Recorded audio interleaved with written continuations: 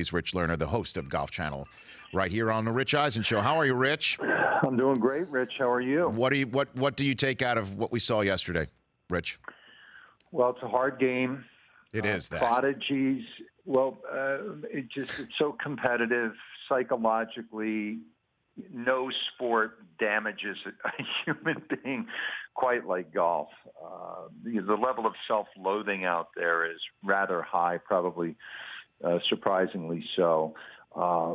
It's just such an imperfect game. Still, you're trying to hit a stationary ball.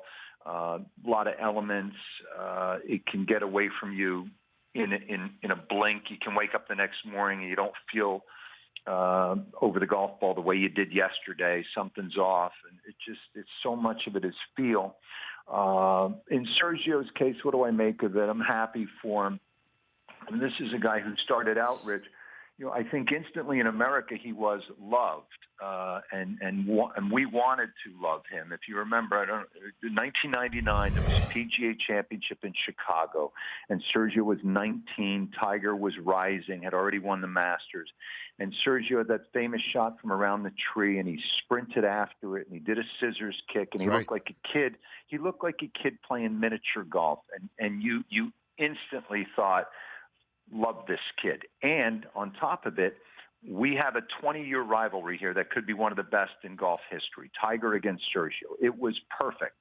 It was going to be Seve Ballesteros against, Nicklaus, that sort of thing.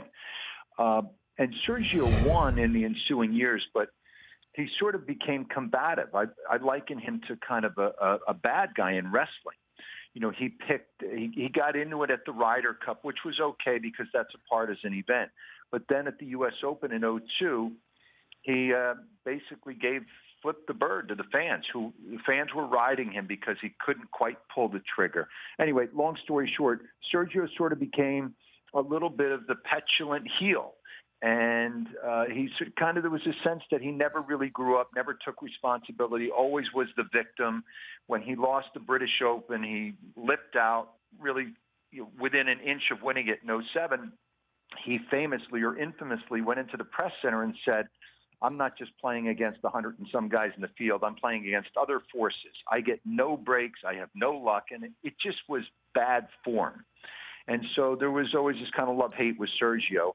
And I guess long story longer, I think what happened, this is my view, Sergio was a child prodigy, like Tiger. I saw Sergio at 17. He was the most polished young player I've ever seen. Walked like a pro, hit it like a pro, dressed like a pro. He was already playing in high-level professional events in Europe when he was 15. He was going to be the next Ballesteros. And so what I think happens with prodigies is the talent outpaces the maturity, and they cannot accept that someone may be better. They can't accept defeat. They can't accept poor performances. And in Sergio's case, you heard him all week. His theme was acceptance. And Clapton once said, quote, great musician, acceptance is a beautiful state of being. And so Sergio said, I don't know how many years ago it was, that he will never win a major. He can't win at Augusta. He didn't like Augusta, and he used to fight it. The course didn't set up well for him. And this week he said, I accept what it will give me and what I can take from it. And so he was just in a better place mentally. And I think a huge weight off his back, and I think a weight off the back of fans who have watched him. The question had been for a long time, will Sergio Garcia win a major? I used to get asked that all the time. And my standard reply was, I always bet on great talent. And at some point it will fall to the player with great talent. You win these majors, oftentimes it's not a case of you hit the great shot to win it. It's that the other guy made a bogey, or you got a good break. That's how it goes. And that's how it went yesterday for Sergio. He got a great break. He missed the putt on the 72nd hole, but then, Justin Rose hit a lousy drive on the first playoff hole, and bang, Sergio wins. Rich Lerner from the Golf Channel here. And when you say, acceptance and how he accepted what the course gave him, obviously you could put and how that changed his attitude. him being in the pine straw on 13 and had to take that drop, that unplayable. He even said after the tournament that in past years he might have been kind of barking at his caddy a little bit over this, and this time around he took a totally different approach, and we saw that he was able to get a par there, and then the whole tournament changed. You could say he kind of won it there in a way, and then maturity too, Rich. You know, it comes obviously with age, it comes with experience, it also comes with relationships, and a lot is being has been put into the fact that his fiance has changed him, and his fiance is a colleague of yours from the Golf Channel, and Angela Akins. You must have some personal perspective reading into this. What can you tell me about this? I think it's not a requirement that you be happy in your personal life in order to be able to function professionally. I mean, we've all gone through periods in our lives where things maybe haven't been in order, personally, but you still have to go and suit up and do your best. And I suspect people have won majors after having had fights at home, or having had someone sick, etc. But I think we would all also acknowledge that when we're happy away from work, away from our chosen field, that we tend to perform better. And I think that's the case with Garcia. He at one point was involved in a relationship with Greg Norman's daughter, and as the story goes, they broke up. And it really affected Sergio Garcia.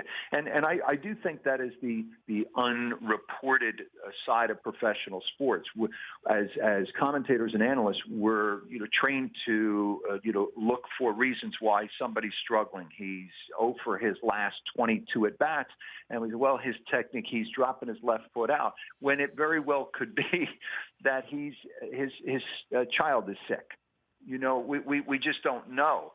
When you can't focus fully on the task at hand, you get run over in professional sports. So, yeah, I would say there's something to that. And Garcia, I don't think the public fully grasps, how close he is to his family. His dad, Victor's always out there.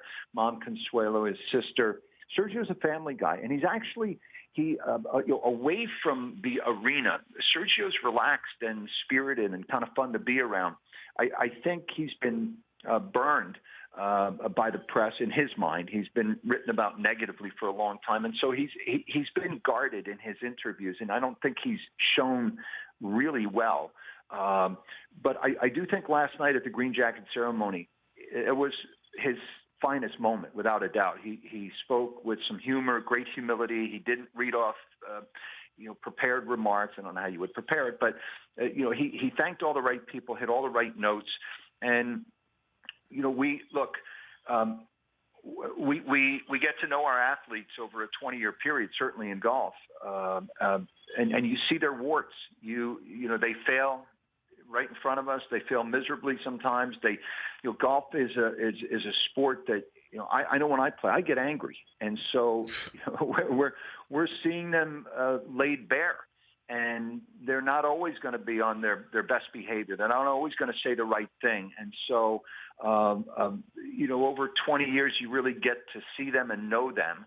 Not personally, but know the different sides of them, and to finally witness someone come through it all and have their day in the sun, I think as a fan, as an observer, is gratifying, and you feel good for the athlete, in this case Sergio, who by no means has been perfect.